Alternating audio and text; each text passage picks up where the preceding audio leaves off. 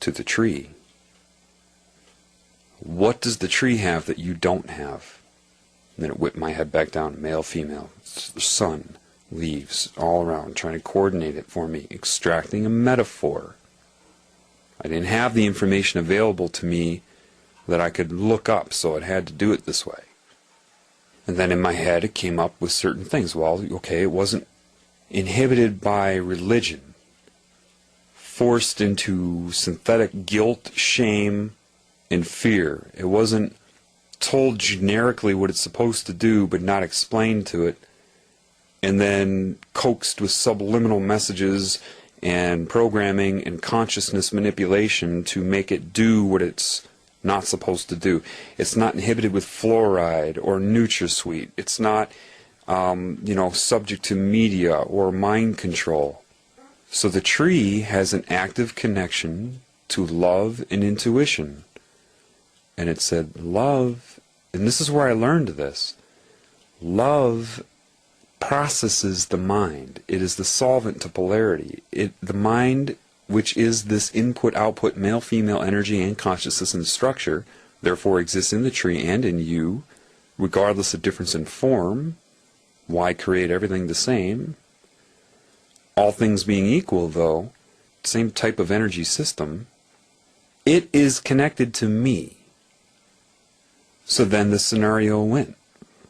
When you walk into the woods, why is it that everybody, they can be angry, afraid, worried, frustrated?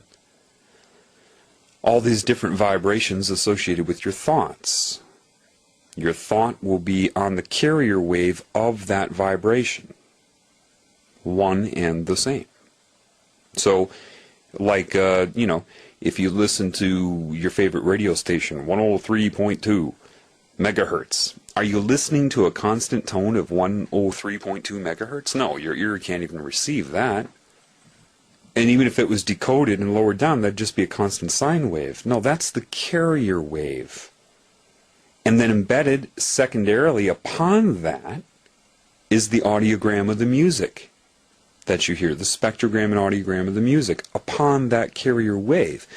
Well, your thoughts, you can have a thought, I am John, and have that go on different carrier waves. One of lack of self-esteem, one of love, one of answering a question when a professor says, please raise your hand in attendance. The same information can go on different carrier waves. So the emotion is information. It is also a thought in and of itself, and so is the thought. When you walk out into the woods and you feel bad, why does everybody start to feel better? They all know what, but they don't understand why. Well, gee, maybe it's just because it's so serene. No. And it directed me to go start walking in the woods. So take off your shoes. So I took off my shoes, and I started walking in the woods. How do you feel? Feel better. Why? And then just whip my head. Male, female, love, male, female, love.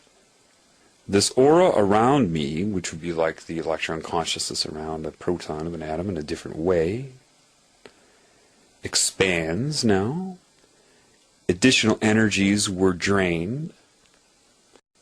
And any angst, any anxiety was being radiated out.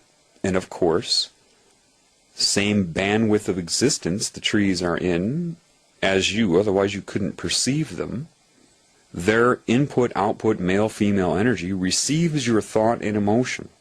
Yet its animation is guided by this love and this intuition by the Creator itself.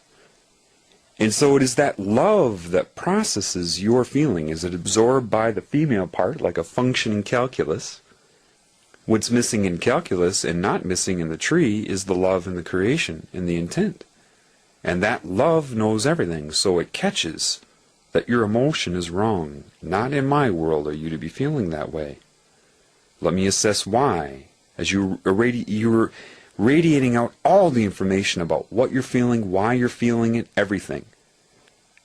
It takes it and turns what's incorrect into correct, changing the carrier wave frequency to what it should be, and the information being adjusted, And then the male part of the tree radiates it back to you on your frequency, because that's what it came in as.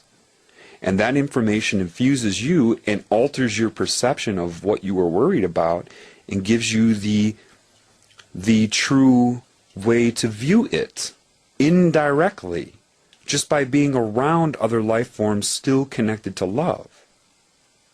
Answers can come from trees. Is it coming from the tree itself or the love that it's connected to that processes your thoughts? And it said, what's going on this planet is a disease. In its truest form, it's a disconnection. And what you're experiencing now is what your body has been disconnected from. Love is the processor and solvent to polarity. It commands the mind. It allows it to work correctly, infusing it with information. All the animals, all the plants, everything there is what you're going to learn from. You are not going to learn from aliens. They are just as disconnected. The ones that are running this planet are disconnected. You cannot learn from them. Stop looking up for UFOs. Stop looking up for new information. And look at what I have allowed to be right in front of you. My creation in its perfect form.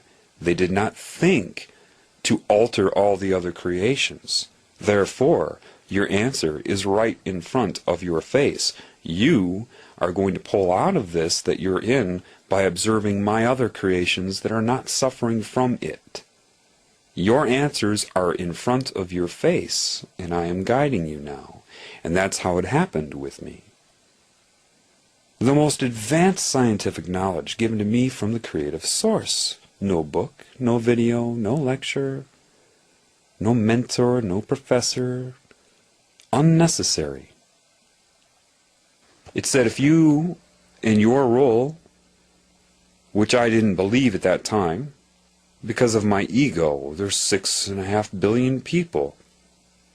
How could this be me? It said, why not? Are you or are you not in connection with this intuition? Have you or have you not noticed that your whole life and wondered what everybody's missing? Do they or do they not want you not to know that? Will they or will they not make sure you keep running into people in life that tell you that you're not that? Am I the only one? No. And then the final thought was, they're all supposed to be this way. When you understand you are no more special or worse than anything you're looking at, then you will begin to heal.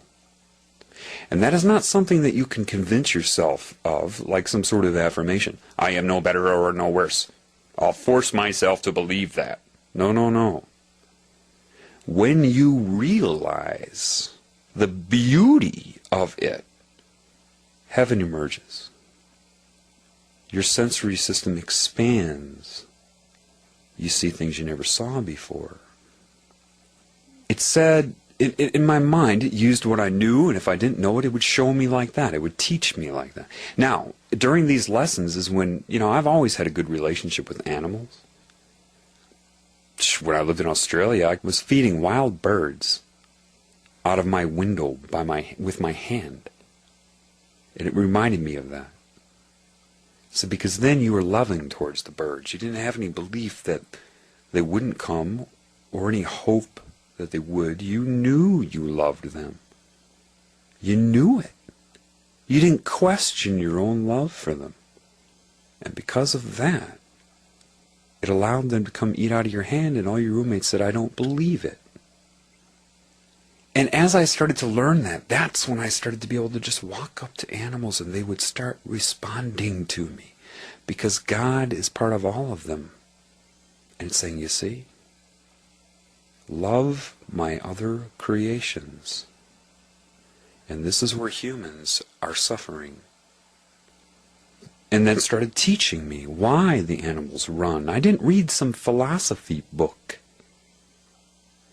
And the computerized people, they respond to me, I've had everybody say, oh, well, that's so-and-so. Oh, you need to talk to a Buddhist. One guy said to me, I do? Why is that? You need to talk to a Hindu. I do? Why is that? I'm talking to the Creator right now. Those people are bound by structure. Why did I always have this feeling of connection to Bruce Lee? Because I understood what he was talking about. You see, there are a lot of people here that are playing a role in the healing of humanity who will begin to be revealed to you. One I can tell you right off the bat, without a doubt, the moment I saw him, within minutes, I knew. He's famous. The only reason I bring it up, I've seen a lot of people that are not. I bring up a famous person so you know who I'm talking about. It has nothing to do with their fame.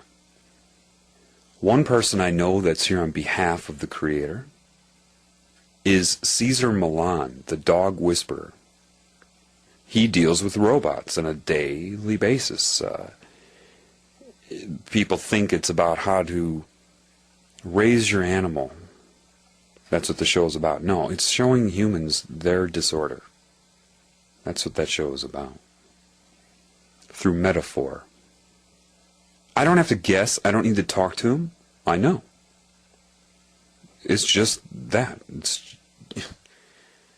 So love can change your perception, even indirectly. If you have love in you, and someone tries to psychically attack you, those carrier waves, that information, the intent of that is grabbed by love, and it says,